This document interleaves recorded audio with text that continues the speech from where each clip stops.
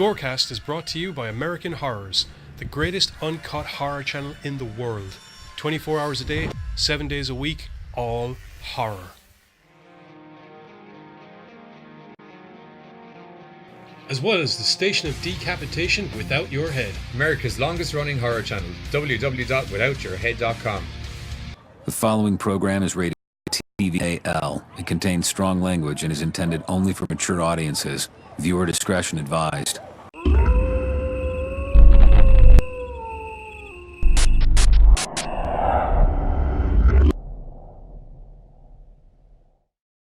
Woo! We're here in time. And it moved straight in.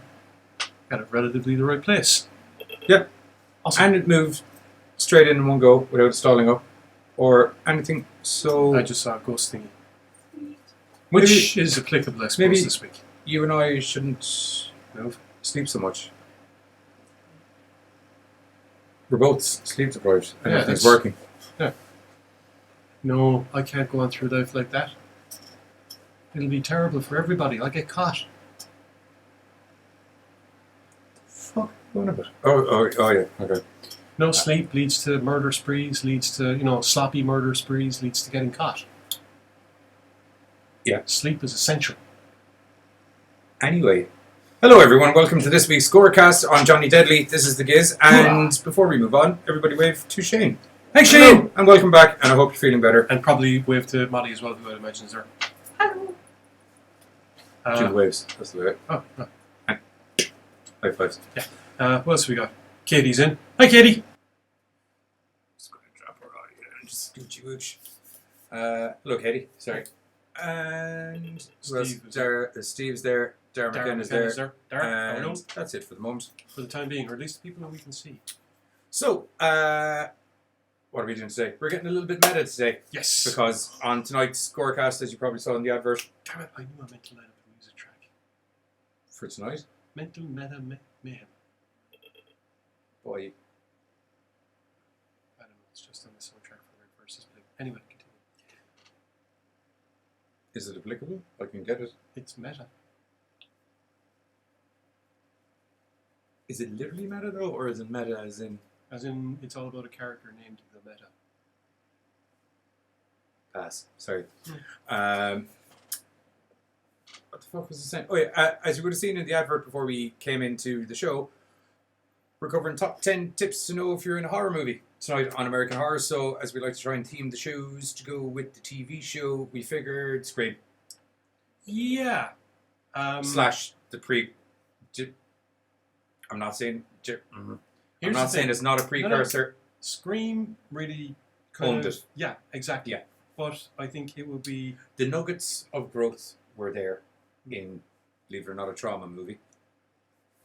I say that like I don't like trauma. And actually, trauma's, yeah. I actually do. It's schlocktastic.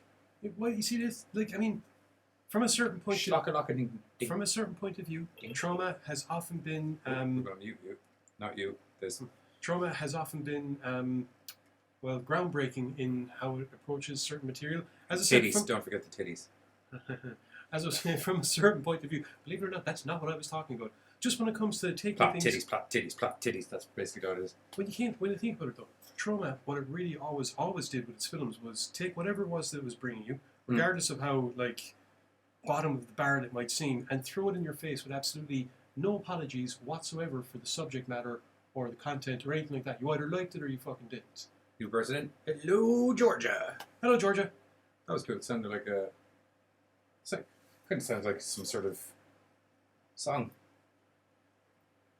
It could be. I'm going to say kind of down southy. Hello, Georgia. It's not my best harmonica impression. Yeah. Speaking of harmonicas, Scream. But even before we get, what I was going to say was that was a good. It shouldn't be Courtney surprising. Cox joke you missed there. Courtney Cox. Harmonica. I get it now. Okay, I refrain. Actually, I retract what I said. It was a bad Courtney Cox joke. It wasn't a good. Yeah, for me, joke. A good Courtney Cox joke would reference He-Man in the Masters of the Universe. That's not a joke. That happened. Could be. I said it could be. Look, here. Before we get into the horror full blast. I'm just going to have to stand up for Prince Adam and the Masters of Grayskull here.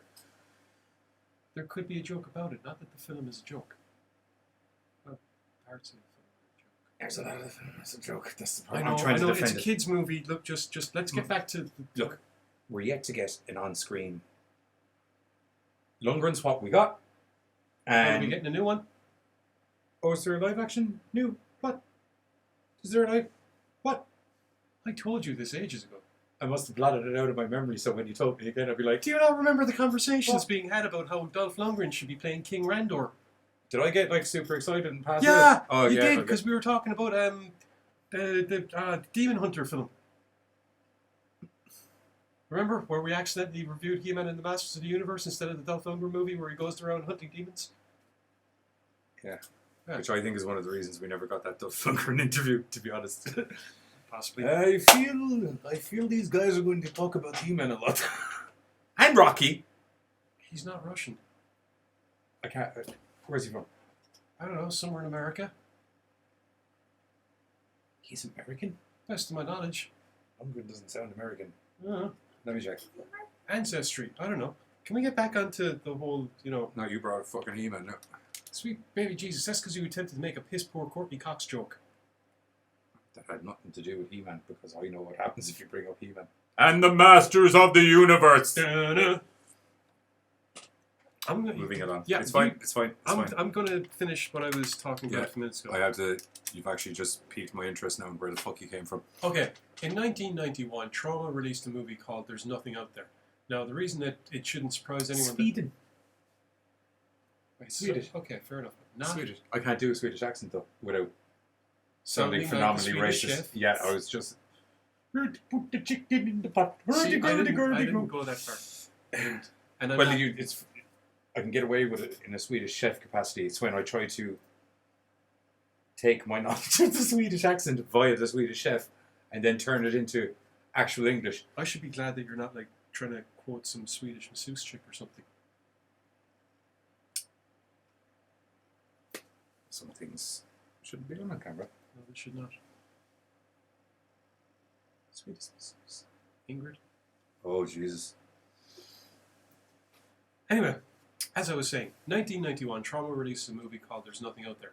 Now, the reason I was making a hullabaloo a while ago is because it shouldn't surprise people that Trauma, who basically, regardless of what they were doing, always tended to take their product and slap it into your face, would be willing to take a script that is written and directed by a 20-year-old that fixates on basically somebody surviving a horrible encounter based on the idea that their insane knowledge of horror movies has primed them for this, and just run with it, which is kind of what you get in this film. What? You look like you were about to chime in with a comment. No. Okay. When Nick decides to bring his friends out to an old cabin, his friends being David and Janet, Jim and Doreen, Damn it.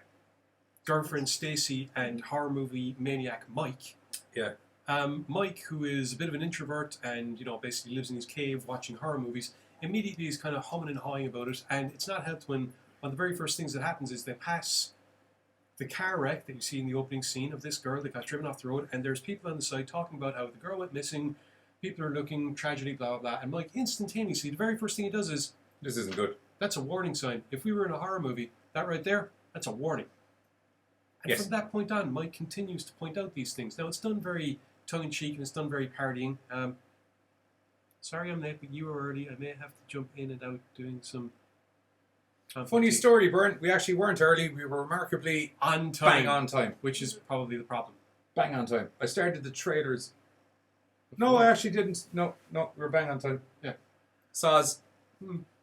But, yeah, over the course of the film, Mike continuously points to situations where he believes are dead ringers for the fact that they are, these guys are, in fact, living in a horror movie type scenario. There actually is something out in the woods. It is stalking them. Unfortunately, his friends completely and utterly ridicule him, thinking that he is a complete moron who is watching way too many films and letting his imagination getting the best of him. There are numerous points over the course of this film where the traditional horror movie stuff is taking the piss out of. Now, in a Almost certainly. yeah, but in a trauma movie style, which is out and out, in your face, no subtlety, you are watching a parody movie which revolves around this frog monster that's hunting people and wanting to shag the women and eat the guys because why not? I think one of the with the hypnosis laser beam stuff. the hypnosis laser beams and the acid sludge or sludge. The acid, I liked the acid sludge. I thought that was cool. The hypnosis beams I thought made very good sense. How else are you going to screw a hot chick if you're a little tentacled frog monster? Yeah, it also made total sense because the actual monster in it wasn't that great. No. And wasn't animatronically or anything Formidable. very capable of doing much. So being able to hypnotize chicks into doing the violence was a very, very smart plot hole around it, to be blatantly, or not even a plot hole. It was just very, very plot device to get them through some dodgy. Yeah, but let's monster face making. let's face it. At the end of the day, the monster is basically. It's not even the point of the story. The point of the story It's a in this mixture story- of Krang meets Slimer. Yeah, but it's just he's a thing in the story. It's not the whole point of the film is that you're watching something where a guy is trying to warn everyone about how dangerous it is. Yeah, I get And that. obviously- I was just saying that it was a really smart plot device to give them zappy laser beams because otherwise the monster actually couldn't do very much. I don't know. Kind of belts a couple of people with tentacles, and they seem to be fierce, decent hits. Yeah, but cinematically, Yeah. there's only so much up close tentacle action you're able to do without it just looking like the same scene with a different person slotted in the middle. You went to a different industry of film there in your head, didn't you? Jesus. Anyway, yeah, I wasn't taken away from the actual meta-ness of the movie. I was just saying it was a very smart way of getting around a shitty monster. Mm.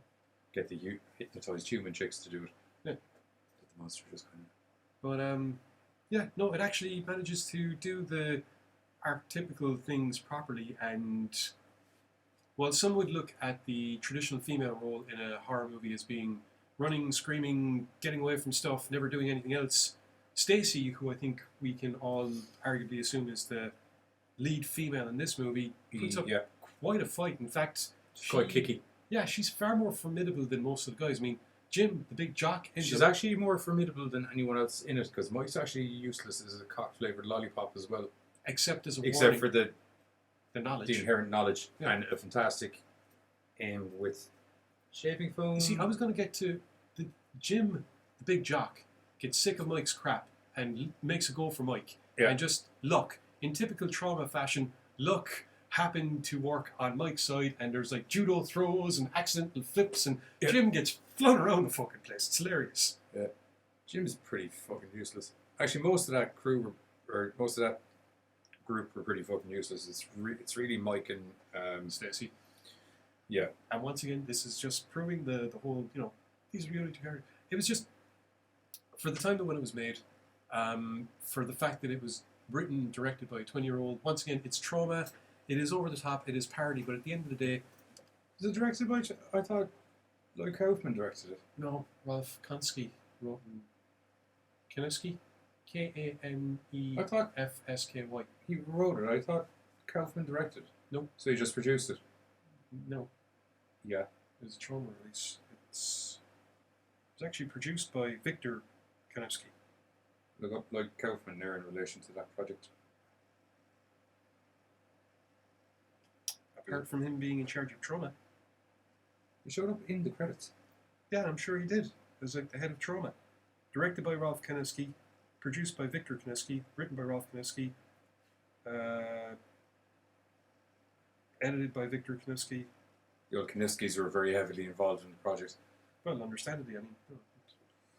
But yeah, no, like, I think, to be perfectly honest, for what it was, 1991, done by a 20-year-old, it managed to do what, to be perfectly honest, comedy had kind of done. Because let's face it, the idea of telling a story within a story, or the idea of actors turning and acknowledging their audience as being part of the story that's being told, has been around since acting began. I mean, fuck's sake, Midsummer Night's Dream, the very end of it, Puck turns around and goes, oh, by the way, you're watching a play, and if you don't like it, sit in it and spin.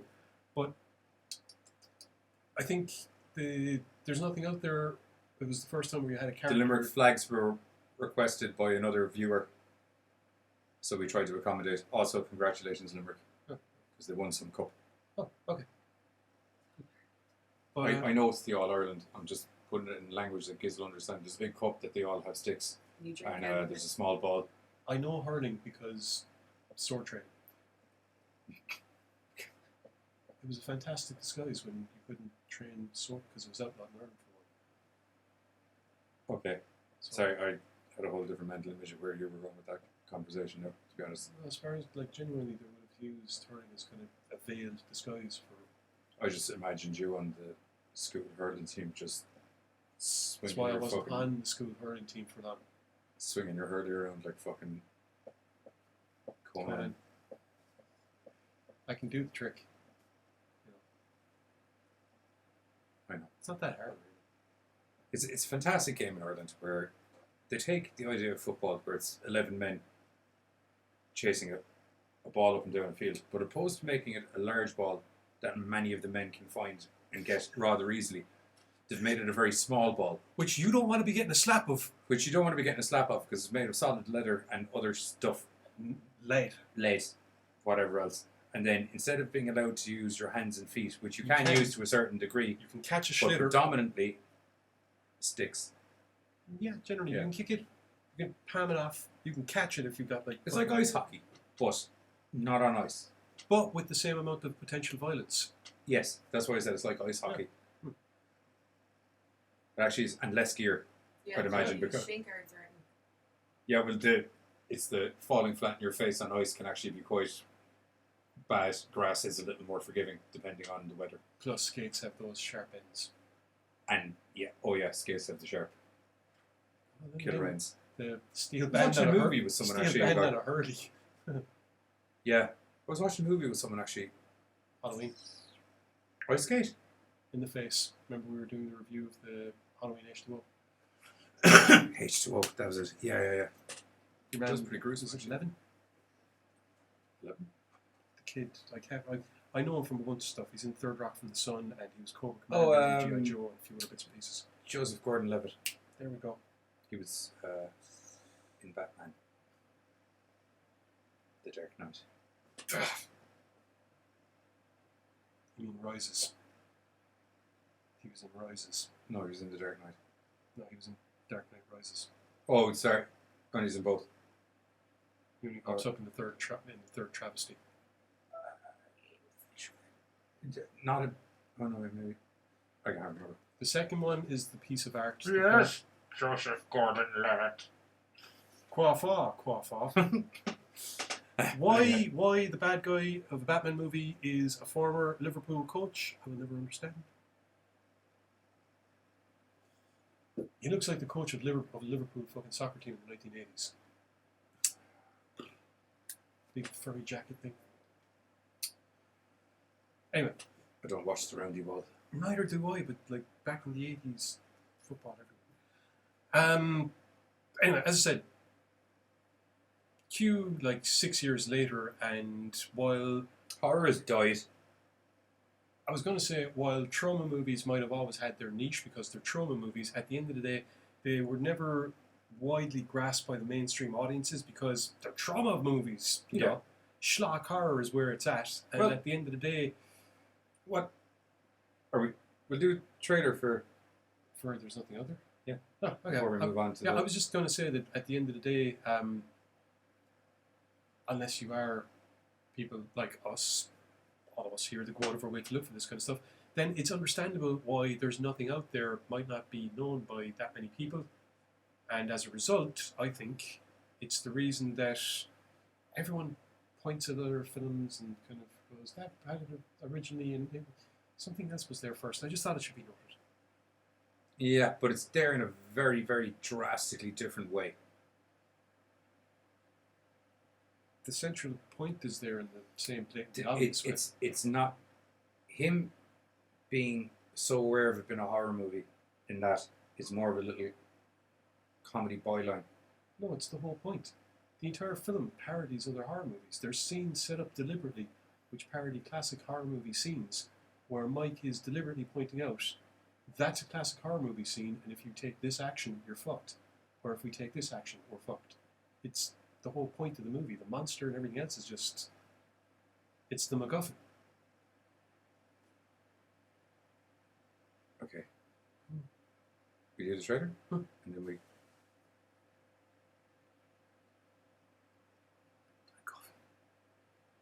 It's a writing term. I know. It was just. Let me get this straight. It's a house in the woods with 4 bedrooms, a pond, and nobody else for miles around. Name a horror film. Any horror film. This place is great. Where's the bedrooms?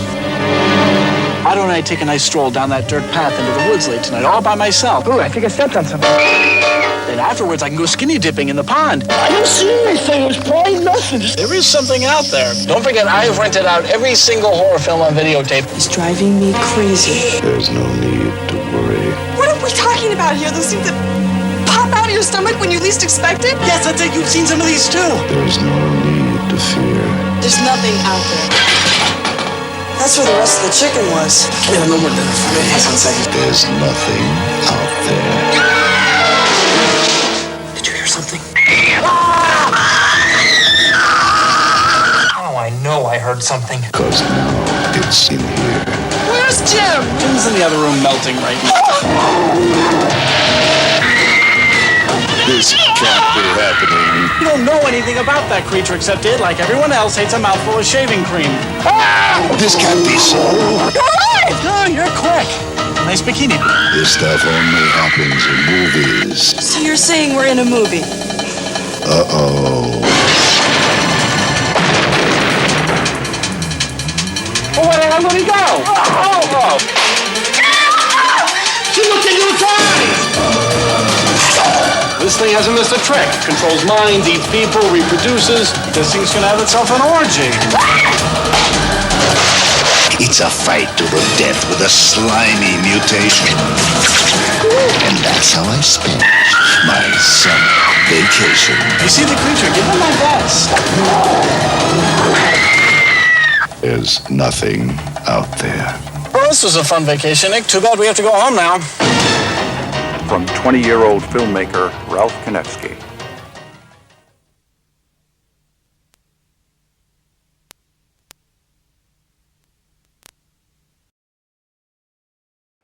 And we're back.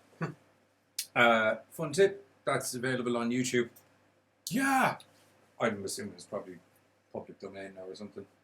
Probably, yeah. It's It's on the Trauma YouTube page, though. Yeah, but they often do that, so... The full fucking movie? Some of the really old stuff, like the Toxic Crusaders, all the That's episodes. 91. Toxic Crusaders, all the episodes of that are up on YouTube.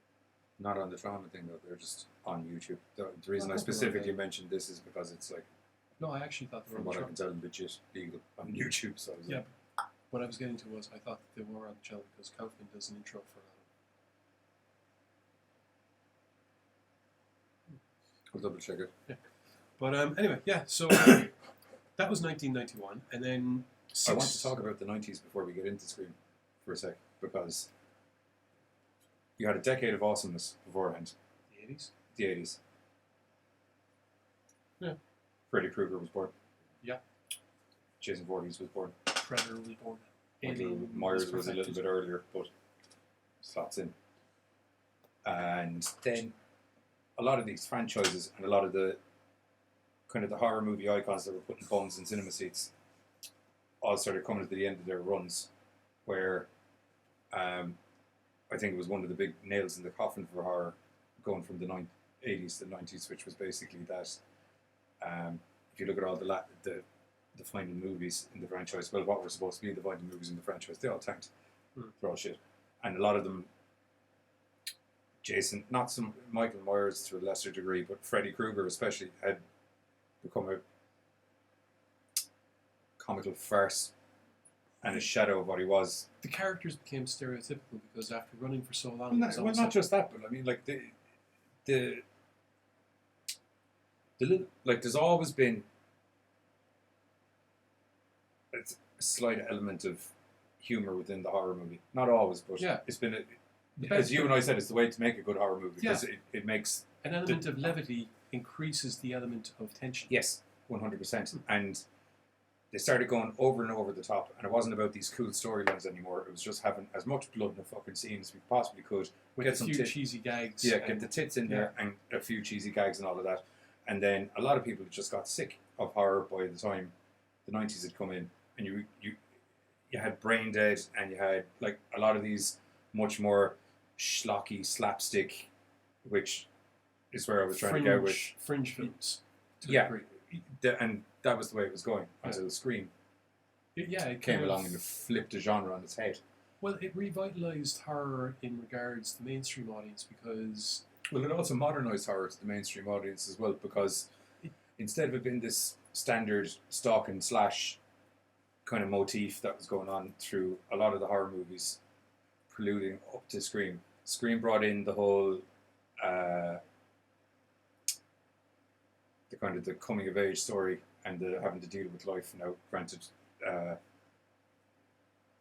they very, very heavily, like if you look at the 4 movies, they like very, very heavily follow and grow with Sidney Prescott. Yeah, I mean, they have to, because she's the leading lady, but like as much of what was going on in her actual life was as in, now granted they were, especially in the first movie, inherently hand in hand with each other, but they were kind of a slight coming of age story. Then, as everyone knows, it took all of the rules and just took them out there and just went, this is, it made the self-aware teenager. I think what it did was it allowed for all those times when you were sitting down watching a horror movie going, don't fucking open that door, don't walk down those stairs, don't do all those stupid things. You know, you're sitting there, you're yelling at the TV going, why are you a moron? And instead it actually had characters, most notably Randy, going... Yeah. Well, they were all up in it. It was just Randy was... the most... the buff.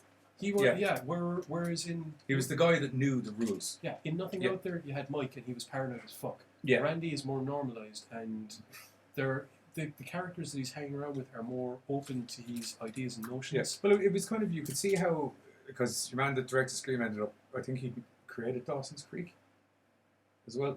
Wes Craven? What? No, Kevin Williamson, the writer of Scream. Oh, okay.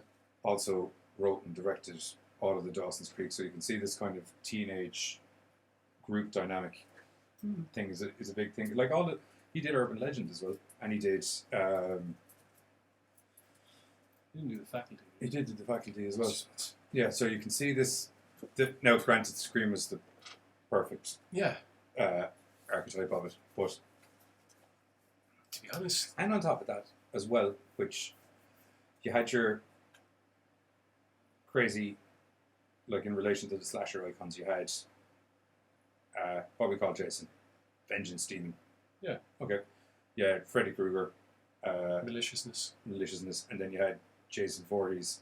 Sorry, not Jason Voorhees. You had Michael Myers, who had these supernatural powers to a certain degree, as such. This dude is just a straight up fucking serial killer, and he was. Which is where it allowed for a lot of the comedy elements, I think. Because here's the thing. It spawned from the Gainesville Ripper. Yes. Yes.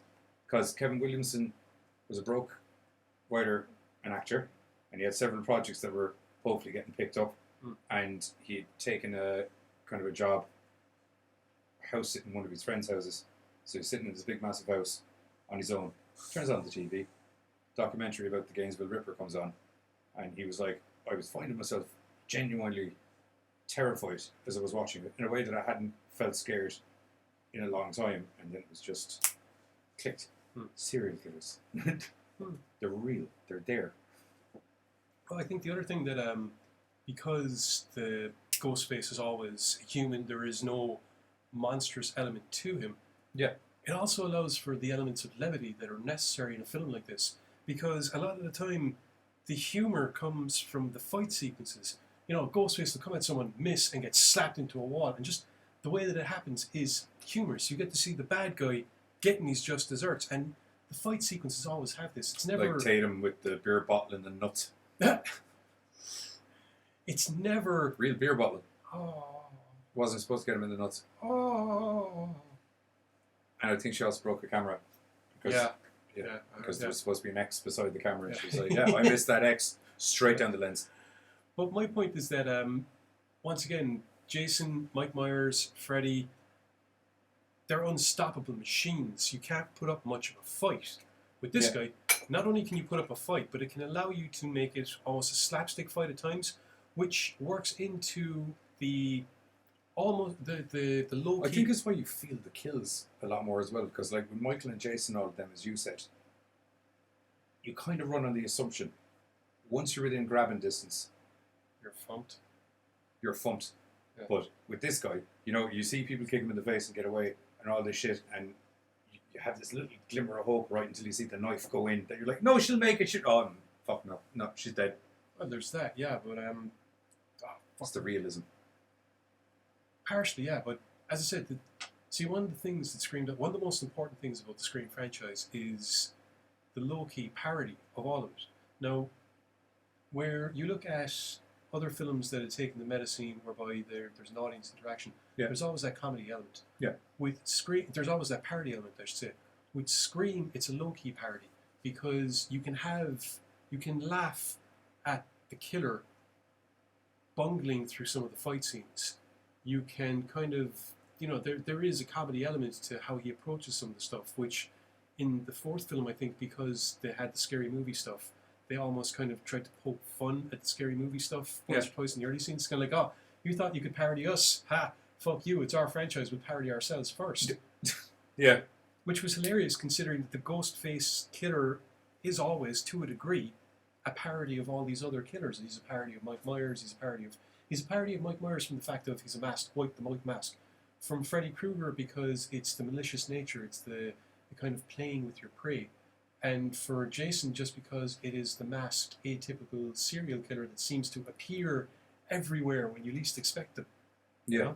And over the course of these films, while the identity of the person underneath the mask might change from film to film. That was actually something that hadn't been done with the horror movies as well, was that, and a lot of the good horror movies that weren't really horror movies though, but they kind of got put in the horror movie category that were out in the early 90s that were really more dark thrillers than Jacob's Ladder and stuff like that, for instance. It had primed people, I think. Like, when Scream landed, it was like the perfect time. Do you know what I mean? Because people were primed for what they were going to do to a certain degree. I think it was like more... people had never had a who's done it slasher movie, murder mystery style.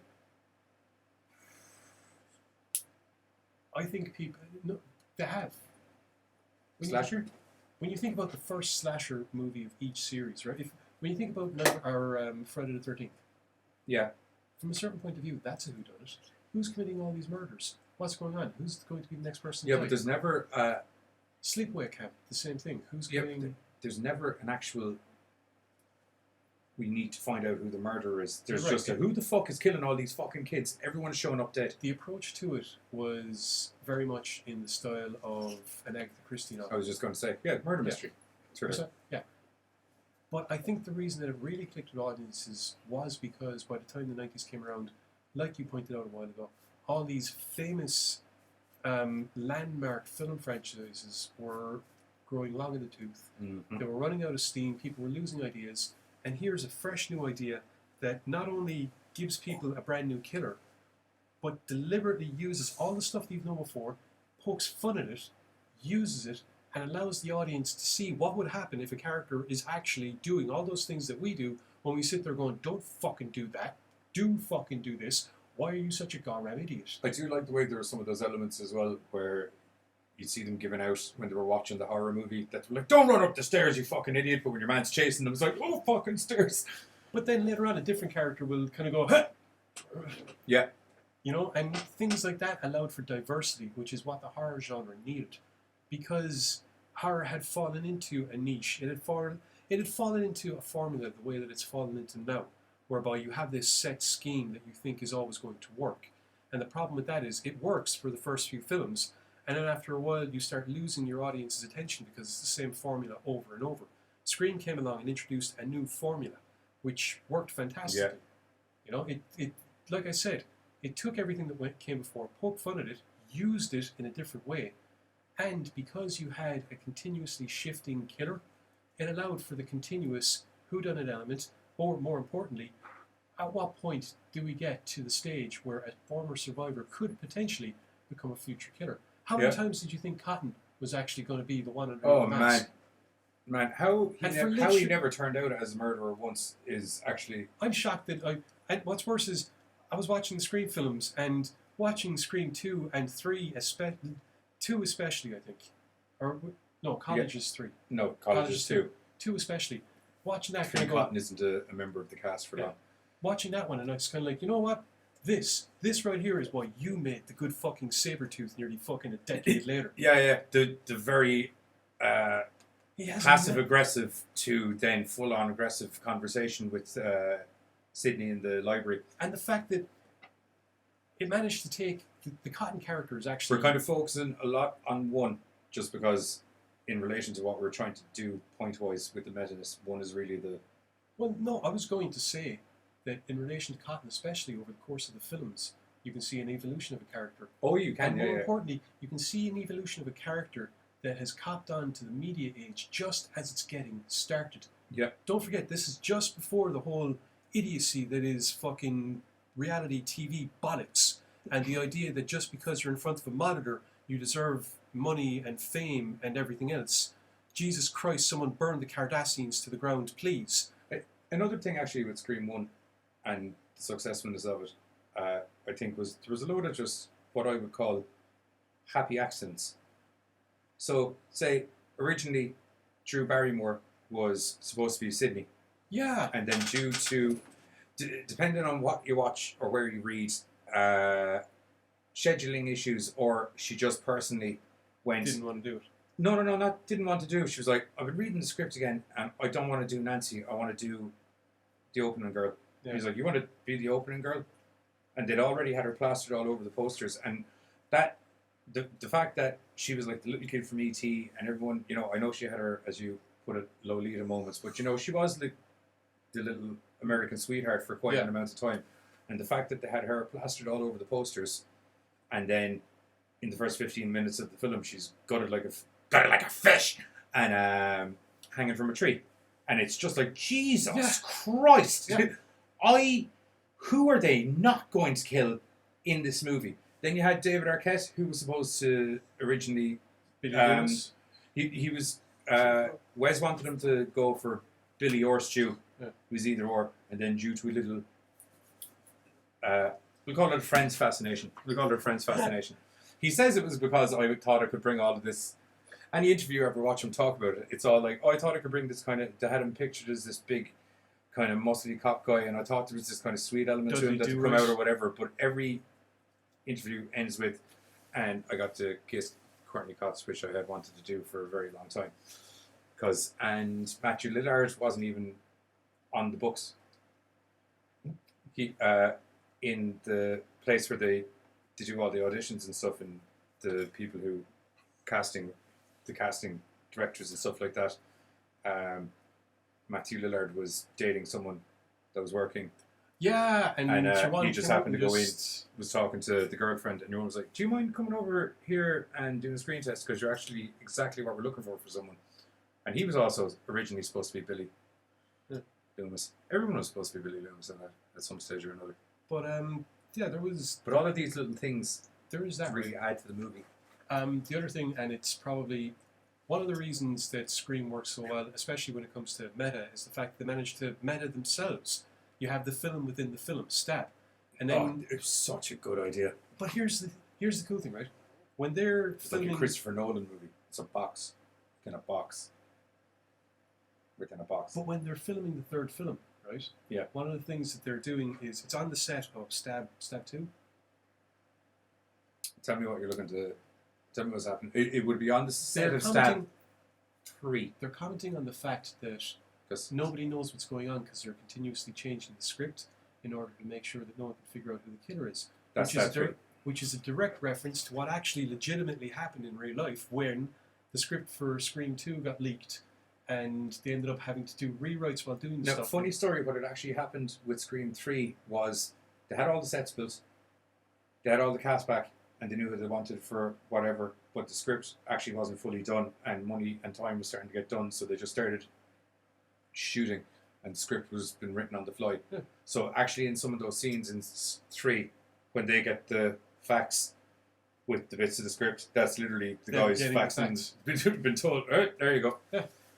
But as I said, that just goes to the meta. The fact that they worked in genuine, real life stuff that genuinely happened to them, and I do use it think as that's also largely responsible for why, out of all of them, 3 is very much. Uh, Oh, there's so much wrong with 3. I don't know. I didn't sitting down and watching them all back to back, more or less. I kind of You get I the never- flow. Yeah, I'd seen 1 and 2 when they came out, and to be perfectly honest, because of Scary Movie, and because of all the overly hyped stuff, and because, in my mind, all of these people, because what age were we when they came out? 15, 16? 96. So I would have been. What was it? 96. I would have been 13. Yeah, I would. I was about 13. Okay, so from I my remember watching it with Paddy Murphy actually. So from my point of view, at least, right? Maybe it was just for me. I don't know if it happened with a lot of other people. Great movie. But I suddenly found myself surrounded by people going on about a movie in a genre type that, for a lot of the time, when I tried to get them to watch movies like that, it was, no, it's stupid. Why do you be watching that kind of freaky stuff? Because they're Great. But for me, Scream represented the giant bandwagon that everyone jumped on. Yeah, it was the transition time where it wasn't the freaky kids that watched horror anymore. It was everyone watched horror. But as I said, with the sort of Dawson's creakiness to the group and everything like that, and if you look at the era of when Then again, you would have Buffy and her little band of merry men were all rounding off, They would have been kicking off around that. would have been all. No, it would have been. Oh no, wait, no, sorry, 96. Yeah, no, Buffy would have been kicking off. No, Buffy was a year or two later, I think, actually. The film was out. Definitely. Don't talk No, no. about it. It's terrible. Fuck you, film's great fun. No, it's great fun, but it's not. Do the cheerleader act. Yeah. Actually, funny I mentioned Buffy, actually. She's in that. Yeah, she's Sarah in this Michelle bit. Gellar is in it, which is why they got her in. Quite happy to watch Sarah Michelle Gellar in anything. Which is Love her. another thing that Scream really pioneered, the idea of getting in well-known actors and actresses, and probably because Drew Barrymore chose, or for whatever reason, because that was the path that happened in the first film, Yeah. they went, you know what? That's a fucking good idea. Let's get a bunch more people that are really well known, and let's snuff Fucking kill them. Yeah, Let's kill them all. let's whack them all. Let's kill them all. You also learned that Courtney Cox / Gail, thank you. Gail Weathers. Yeah. Has more lives than a fucking cat. Yeah. Can't kill that chick. Nor Dewey. Nor do That mother Dewey. fragger's Dewey. stabbed in the back 3 times. Yep. The second one, the only reason he survived it, the fucking scar Definite tissue. brain trauma from a bedpan. Scar tissue from the first one saved him. Oh yeah, the cluster nerve. Absolute brilliance. And man, that guy gets a kick in that bedpan. Sweet baby Jesus. Oh Jesus Christ, that bedpan. And you could see it coming too, and just I have to say, can we jump on to 4 for a moment? Okay. Because seeing as we're not doing No, anything we're just- specific, it's just No, generality. we're just talking. Actually, about, no. I'll tell you what. We'll Bear in mind, the series is season 3 is going to be starting this year, and fuck, I forgot to download a trailer for that. We'll talk about that near a bit at the end. apparently they're going to be rebooting it, and there will be the original mask being brought into it. Whether it's for the full season or just a cameo appearance, I don't know. I haven't actually watched the Scream series because, like I said, up until watching the films again for all of this, I kind of rewatching the I'll movies tell to you, reignite It's my like of Scream. then you will enjoy the TV series. Okay. It picks up very nicely from 4 in a completely unconnected way, but as in what they were trying to set in. So where 4 was more 4 was supposed to be the start for the Yeah. other 2 movies. well, and then Wes died, and then everyone was kind of like, it's kind of not cool to. Well, even before that, it was going to go pear-shaped. 3 is the only bad one. No, I mean the idea of the 5th film. Oh yeah. Well, was going pear-shaped. 4 didn't really go box office ready as well as people were. Which is why I'm saying that even before Wes Craven died, the idea of the 5th film was kind of going under. Outside of the remake aspect, which is very much the main overbearing point of the horror movie section of it, there's very much the modern day element where the killer was shooting the movie as he's making the movie. And it wasn't just, I'm trying to recreate a movie, it's I'm making a goddamn movie. It was all getting launched on YouTube in bits and bobs and stuff. And They put forth in so the TV series kind of brings the social media element of stuff I can see into it again. Especially in today's modern age where everyone's too stupid to understand why they shouldn't post their address on every freaking site they're on. There's a film coming up that I think we should review. I know I have a meta tag on this, but you'd be very interested to find out that if you show up to where the Gorecast studio is tagged. There's Followers or something like that. Oh, I've heard about that. Yeah, I saw the trailer for it. Basically, Culty. No. I might have the wrong name. In this thing, it's basically this blonde chick. She puts her entire existence up on social media. She goes camping with her boyfriend. This other dude decides to prove a point. Goes out into the woods to prove, hey, don't be a moron, put your entire life on social media or some bad bastard's going to hunt you down and kill you. Except it kind of goes a little bit pear-shaped. And it actually turns into a mad bastard trying to hunt them down and kill her. Will we... That sounds cool, actually. Series? No, film. Film, okay. I have the name written down. I thought it was Followers or The Followed. Followed could be it. Yeah. Let's check that out. That's pretty... I like that. That sounds cool. Tell you what, seeing as... Yeah, okay. We'll do the Scream 2 trailer. No, wait. Have we done the Scream 1 trailer? No, we'll do the Scream 1 trailer. Then we'll come back and we'll give a quick rundown on Scream 2. Yeah. And then we'll do 3, which I wouldn't mind skimming over super quick because it's... We're kind of talking about everything. Yeah, we're kind of talking about everything. I'm just trying to find an order for the trailers, bro. Oh. Trailer 1.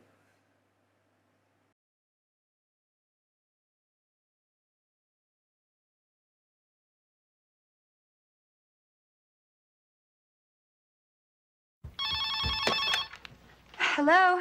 Hello? Who is this? Tell me your name, I'll tell you mine. I don't think so. What's that noise? Popcorn. You making popcorn? Well, I'm getting ready to watch a video. Really? What? Oh, just some scary movie. You like scary movies? Uh-huh. You never told me your name. Why do you want to know my name? I want to know who I'm looking at. Someone is playing a deadly game. It all began with a scream over 911. Someone who's seen one too many scary movies. Now, he's taken his love of fear Hello? Hello, Sydney. one step too far. Do you like scary movies? What's the point? They're all the same. Some stupid killer stalking some big-breasted girl who can't act, who's always running up the stairs when she should be going out the front door. It's insulting. There are certain rules that one must abide by in order to successfully survive a scary movie. Number 1, you can never have sex. Sure, it's me. Never, ever, ever, under any circumstances, say, I'll be right back. Because you won't be back. Get another beer, you want one? Yeah, sure. I'll be right back. He didn't make the rules. The police are always on track if they watch prom night at same time. He just kills by them. Don't answer the phone. Don't open the door. Don't try to hide.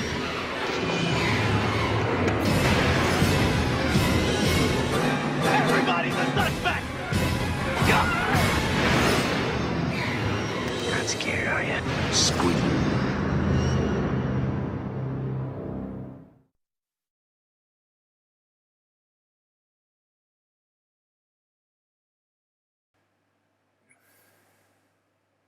Trailer 2.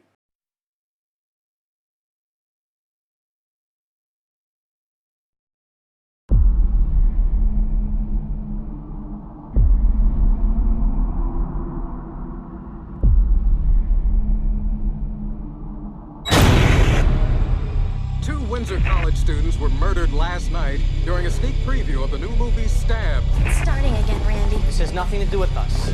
Randy, a guy in a ghost mask hacked up 2 people in a movie theater telling our life story. Hi, Gail Weathers, author of the Woodsboro Murders. Do you think the killer will strike again? We have no evidence that this is a serial killer. It's a classic case of life imitating art, imitating life. Are you suggesting that someone's trying to make a real-life sequel? Do you think someone's trying to duplicate Woodsboro? It looks like it. I think you have a copycat on your hands, Chief.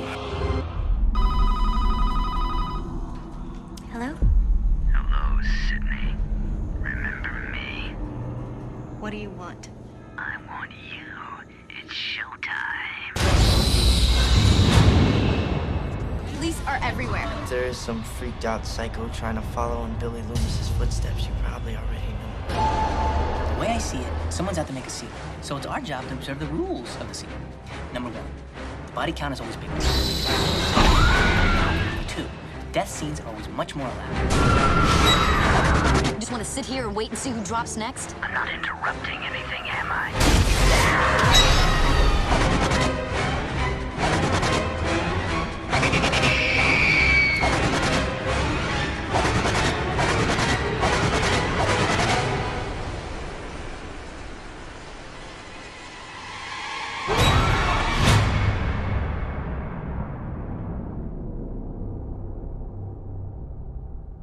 Back to the studio. Okay, cool.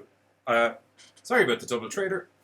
Right, A, I needed a smoke break, and B, we figured might as well show it. What was going to be an initial somewhat of a tangent through the movies, you and I have just gotten a ramblings. Not a ramblings. I'd like to think there's a good discussion there. Yeah, a dialogue. I actually don't think you and I have had a full-blown chat out like this. Last franchise one I remember you me bashing out like this was Rob Zombie versus the Halloween films. Hopefully it won't be a 2.5 hour episode like it was that time. No, because the wrestling's on. Oh, fuck. I Yeah, completely forgot about that's that. I'm why- pretty sure the wrestling's already on, to be honest. Oh, what's SummerSlam? Well, but I had another point that Scream revolutionized and popped out of my head again. Feck. No, I lost it. I had it. Okay. It's fleeting away. What I liked about the way they continued with the stories of Scream was you had this is what went on in the original horror movies, and this is the rules, and this is how you have to deal with them. Then you move on to movie 2, and it's like you don't unless you're the true horror fan. There's a variation in the rules. There's when you get into sequel territory, sequels have their own set of rules. It's like And then subgenre, subsection. And then movie 3 was the end of the trilogy, which was cool. And then 4 were the rules of the remake. But even I have to say, casting with 4 in relation to the remake vibe was perfect. Because it's not really a remake, because it's not a remake. Once again, they managed to do what they did with the original film, and that is parody the stuff that came before. Now, they're doing their 4th movie, and they're deliberately doing it to look like a remake, while at the same time... And by the time you're into movie 4, they're actually full-blown taking the piss out of Stab. Precisely, The yes. same way that Scream took the piss out of everything before it. More importantly, I think it was because with Scary Movie, it had started this I will have you say nothing against the Waynes. Well, 1 and 2 is fine, and after that... It's not them. It's the fact that it started this trend. Now, there had always been parody movies. That's All right, sweet cheeks, how are you? It's Mike. Oh, I forgot to say, hello, Tracy. Oh, hey, Tracy. Thank you very much. But Thank you very much. It's an awesome YouTuber, an awesome radio owner, hostess, singer. Well, you had always had parody movies such as Airplane or any of the National Lampoon movies, or Monty Python, things like that. When Scary Movie came out, much the same way Scream had revitalized the horror industry, Scary Movie had revitalized the parody industry to sickening degrees. Every second fucking film that was coming out in the cinema was a goddamn parody thing with all the same jokes. Yeah, but you see, what happened there was Miramax just started slapping them out. The first 2 scary... Fuck, I didn't think we were going to get this into the fucking Ghostface related things. The first 2 scary movies were so on comedic point with what they were parodying. The same as the haunted house movies that he's doing now. Where you're taking piss out of the paranormal activity stuff. I'll take you. They're so good. They're so good. Especially, like, I actually think it's actually better with the haunted house ones. It hits the shit that goes on in those movies so well. I'm iffy when it comes to parody comedy. I question the sanity of people that enjoy the scary movies. Ha! Of all the things that people have questioned my sanity for over the years, lower it in the list. That's fine. For me, a lot of the parody films approach their comedy the same. It's the same reason I don't like a lot of the kind of puerile humor-based movies. Lowest common denominator. We can't think of a clever joke, so we're just going to make you laugh by farting at an inopportune moment. Essentially. As Wayne's Worldly as we are, I do like to think that our little promos, there's some actual... I like to think that you and I are in slapstick. Well, we are... Sorry, no, we're totally slapstick, but we're not... Puerile. Toilet humour. Yeah, exactly. I got a potty mouth, but not toilet humour. Differential. But this is kind of my point. Put that on a t-shirt, that's good actually. When they went to make Scream 4, you had already got this flood of parody movies, this flood of lowest common denominator comedy, which had been instigated by the parody of their movie, with the Scary Movie. Yeah. So, they're taking a stab at Which I like the fact that Scary Movie takes the original name of Scream, which was Scary Movie. Yeah. Which was good. But as I was saying, in the fourth one, they're poking at the remakes because they are themselves a low-key remake while still being a sequel. And... Okay. What? Oh, no, sorry, I thought you were talking about Scary Movie. Sorry, I just don't know which there. Scream 4. Oh, Scream 4. That's fine. They take the piss out of... Or they're poking fun at remakes while at the same time being a low-key remake that is in fact a sequel. And some of their gags are deliberately taking fun of all the parody stuff that was instigated since Scary Movie. Yeah. Kind of like, you want to take the piss out of us? This is how you really take the piss out of us. Yeah. And they did it without going that lowest common denominator way. Which, I'll be honest, I actually hadn't watched Scream 4 until sitting down to watch all the movies for this because the Scream franchise... I didn't think I'd seen it, and then as I got into it, I was like, I think I did see this. It was just the idea of... I'd heard that they were doing a sequel, and then I'd heard that they were doing a remake. And I never bothered sitting down to find out which was which because after the third film... They did both? But after the third film, I was like, yeah, okay, story's over, and yeah, alright, I'll accept that ending. Once you put your own movie into your own movie, it opens up a world of possibilities storyline-wise. I mean, I have to give, what's his fucking name again? Kevin Williamson credit because, evidently, when he sent in the screenplay for Scary Movie, at the end of the screenplay for Scary Movie was a 30-page rundown of how it was going to move on into movie 2, and he'd already introduced the idea of the movie within a movie, and it just opened up this whole element. Which is, I think, that opening scene from Scream 4, where it's fucking Elle from Heroes and Rogue from the X-Men sitting down to watch a movie, and Elle just suddenly shanks her, and then it's actually the two girls, and they're talking about the opening to Scream... Or the opening to Stab 7 is actually Stab 6, or the opening to Stab 6 is actually Stab 7. And so where did the thing, what happened? So does that mean that Stab 5 is actually Stab 4, or what? And that then pokes fun at all those people that had difficulty wrapping their heads around certain things in regards to the original Scream movies. So there was the mother and the father and the how much and what, where, why? Well, especially in regards to the third one, I think. It gets a bit out there in the third one. I will say I thought the continuity... I also love Timothy Olyphant in fucking anything. He's amazing. Number one. They're doing a Deadwood movie! No way. They're doing a Deadwood movie! Is he in it? Of course, I think. I imagine. Yes. And fucking...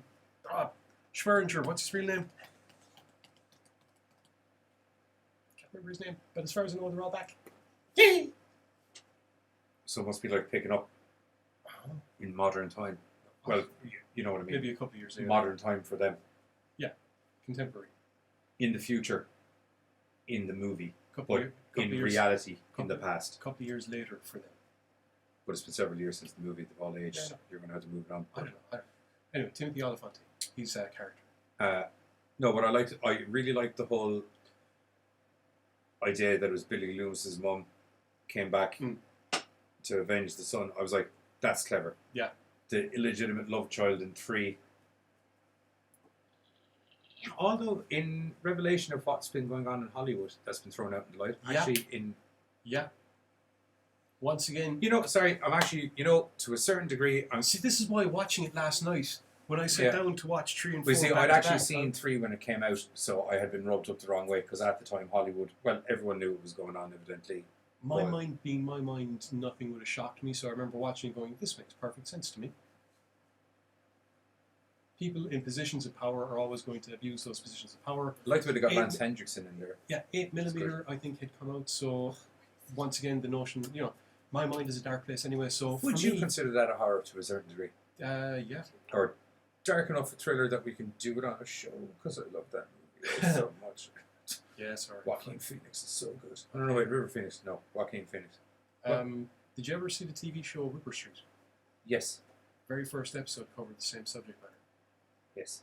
Brilliantly. Yes. And what I always thought was cool was the main... So did Luther. But what I was going to say was, what I always thought was cool was the main detective, when he gets the guy that was filming the stuff, he actually stops and he goes, whatever else happens before anything else happens, that, his invention of the camera, is a work of genius. Like, he's arresting him for, like, murder, blah, blah, blah, blah, but it's just to acknowledge the fact that you did that, and that's awesome. You're a monster, but I'm still fucking... Sorry, sidetracked a little bit. All good. Yeah, that was the end of my point. It was just, I thought it was very good. That one. I really liked the angle in 4 with the killer. Where it's... I don't want to say it, because it's 2011. Although 7 years. I've had 7 years to see it. You've had 7 years to see it. Yeah. I got one. Just cousin.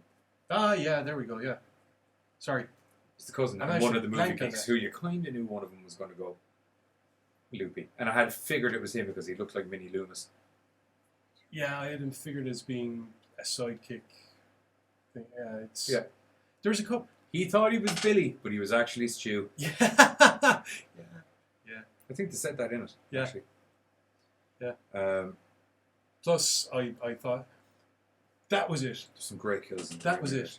Watching Scream 4, and because the whole premise is that these are the experts, they've learned from the other mistakes, and they got it all right. Yeah. And she does something, and I'm looking going, you're caught. Right there, you are caught. And what she does is, I think, a classic blunder that everyone thinks is a good idea, but is actually a terrible idea. What's that? Wiping away all the fingerprints from the murder weapon. Oh yeah, because that makes it very dodgy. Because ghosts. Although it is Ghostface killing people, so maybe his ghost hands as well. Except that she's supposed to be blaming the other fella.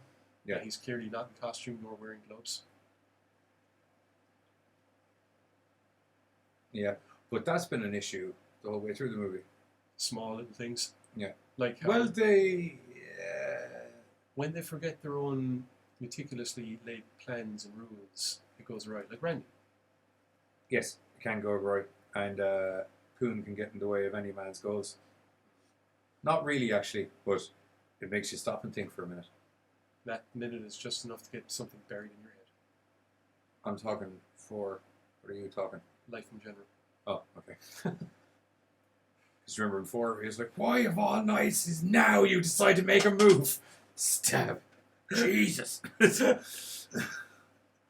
And did he actually whisper, I loved you, as he was walking away? Or was that just my imagination?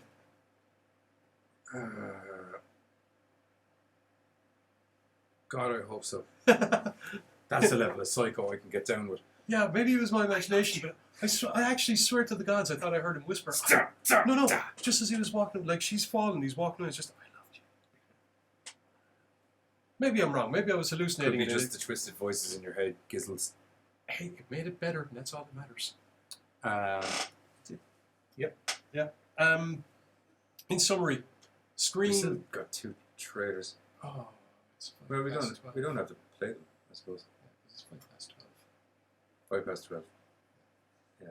Rosslyn? Might go home and watch something. I'm not staying awake for 5 hours. You probably won't have to now. Be 4 hours. I think. Maybe. I don't know. It's still. I don't know, is it 5 hours and pre-show? Or is it 4 hours, 5 with pre-show? Meanwhile, NXT does 2.5 awesome hours of oh my good gods. Even the match that wasn't great was great. I know. Sweet Mother Divine Frack. Yeah. Anyway. I don't know, it was up to you, crowd at Brooklyn, but you kind of stifled out the Dream and EC3's match I yourselves swear there. they were cheering for something that was going on at the other side of the Oh, arena. it's probably another fucking beach ball. God help it. Actually, no, Cesaro I doubt it's a beach ball in I bet NXT. Cesaro I wouldn't probably- take the risk. There's too many guys in NXT that can jump clean from the ring into the crowd. Or vice versa. Jump clean from the crowd into the ring. Yeah, Ring Raiders just appeared out of nowhere. Yeah, for 2 big blokes, they actually appeared out of nowhere. Ninjas. Ninjas. Big Viking ninjas. Big Viking ninjas. They can throw people around like they're made out of paper. I have never seen, like, because Kyle O'Reilly He's sorry, we will finish off on Scream. He distracted me with wrestling. Anyone? Well, it's Tracy and Mike knowing, so they know exactly what's going down. Johnny likes wrestling. Roman Reigns. I don't, just to clarify, I don't like Roman Reigns. Waynes? Sorry, I went back to scary movie there. I don't like Roman Reigns, but I do like winners, and I feel that he's probably going to have to. Two sport champion. I can't see Dane. Look, I can't. I'll argue. I can't see Dana White going for that. Dana, here's a certain amount of money for Brock Lesnar to carry our belt while in your thingy. Vince, I got more money than you. You can always do it more.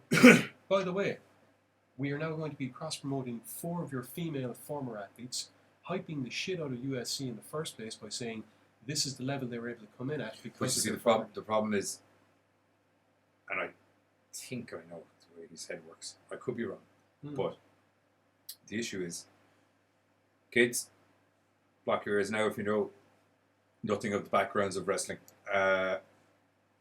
When you got a guy that's coming, actually this is a good way to when you got a guy that's coming from sports entertainment into legit fighting sports and bouncing between the two of them, starts to slightly blur the lines, discredit what's going on. Because I won't lie to you, that Cormier him interlude that they had with each other at the last UFC was, for the stage, was very fuck to me. Yeah. To a certain degree. Now, in saying that, he did push the man and send him flying halfway across the fucking ring.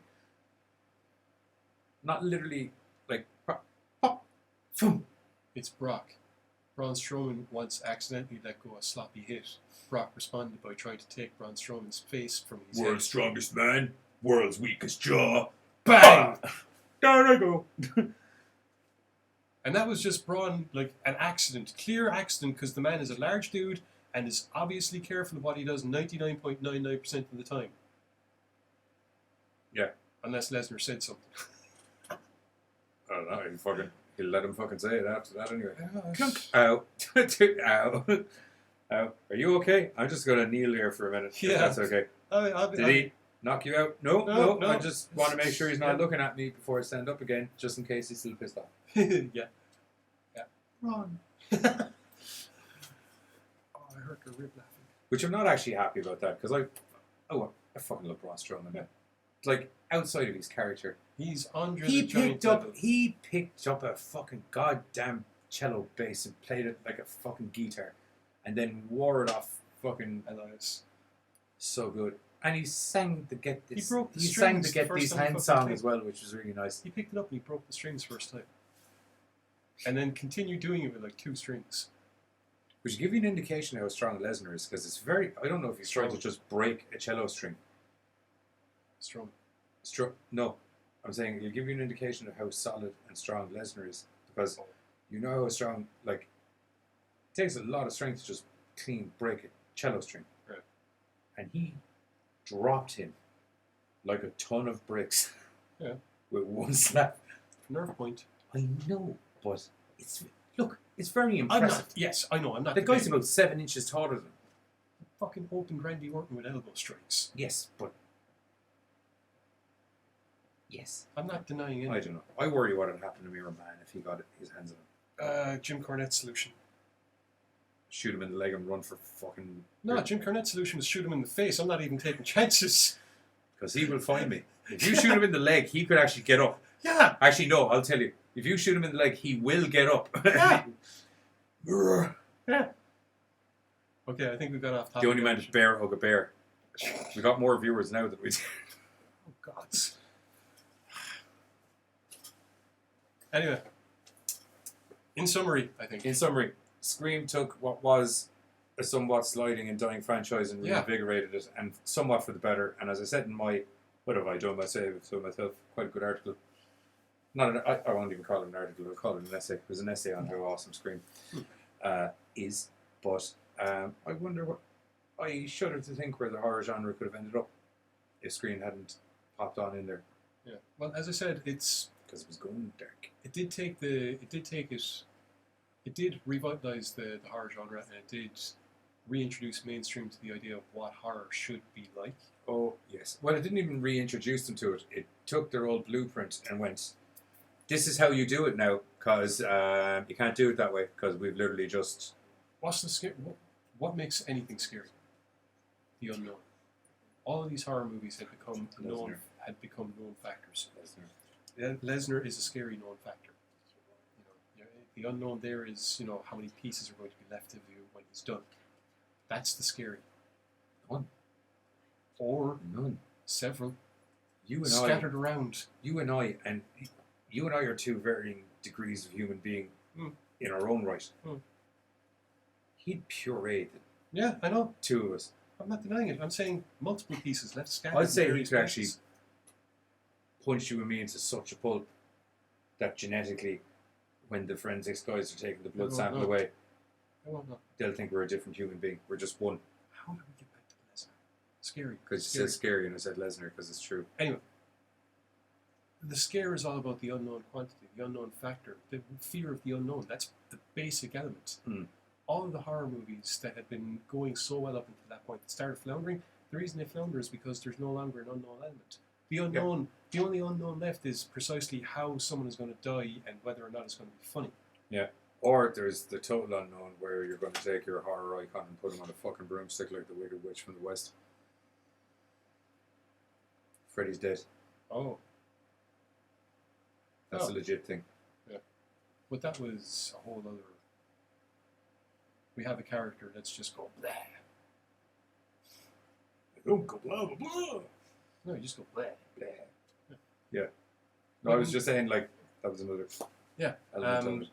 What I was originally going to say was, though, that just a reminder that the whole meta concept, while Scream did revitalize everything, the whole meta concept, I think other people would have glommed onto it eventually, because we did have There's Nothing Out There in 91, and there was... but by the time it could have been copped onto... Well, you see, as meta as Mike is in it, the movie's still shot in that very over-the-top and very campy, cheesy style of horror. That was... I know it's trauma, but that was starting to become more predominant for horror. Just as the level. It was just drama was still that lower level down. More by camera quality and video quality than by actual content, to be honest. Yeah, at that stage, that was their look. Yeah, it was. I'm not taking away from the look of it, but I'm just saying it had just become that. Yeah. And I don't think it would have lasted very long people were into that. I think the big question is now is what exactly is going to revitalize the horror industry next? Because we have once again I won't lie to you, I don't think... the indie scene is, to be honest. Yeah, okay, but the indie scene is always. Yeah, but I mean, look, I won't lie to you this way. I won't lie to you this way. I'll put it to you this way. 2017, Get Out in the Void anyway.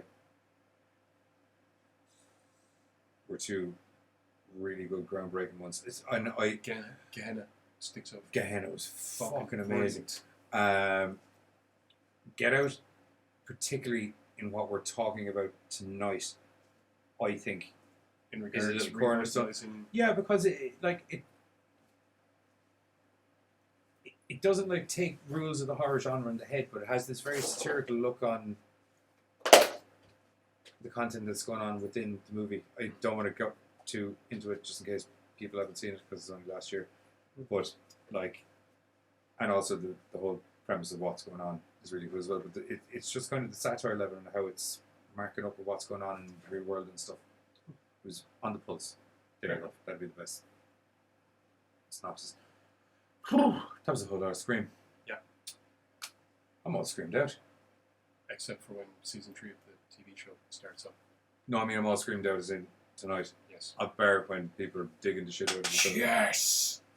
On the wrestling. Okay, so from everyone, I think we should do one more trailer. No, we won't. Everyone's seen it. It'll be fine. Don't forget, in about 3 hours to head over to American Horrors. 2.5? 2? 3:15. 3:13 to be precise. That was half 2. 3:30. Oh. CT time, 6 hours behind us. Well, then regardless, it'll still be 2 hours from now.